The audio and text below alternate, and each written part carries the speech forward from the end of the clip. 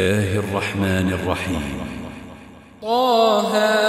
ما أنزلنا عليك القرآن لتشقى إلا تذكرة لمن يخشى تنزيلا ممن خلق الأرض والسماوات العلى الرحمن على العرش استوى له ما في السماوات وما في الأرض وما بينهما وما تحت الثرى وإن تجهر بالقول فإنه يعلم السر وأخفى الله لا إله إلا هو له الأسماء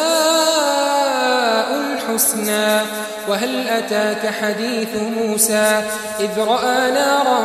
فقال لأهلهم كثوا إني آنست نارا لعلي آتيكم منها بقبس أو أجد على النار هدى فلما أتاها نودي يا موسى إني أنا ربك فاخلع نعليك إنك بالوادي المقدس طوى وأنا اخترتك فاستمع لما يوحى إنني أنا الله لا إله إلا أنا فاعبدني وأقم الصلاة لذكري إن الساعة آتية أكاد أخفيها لتجزى كل نفس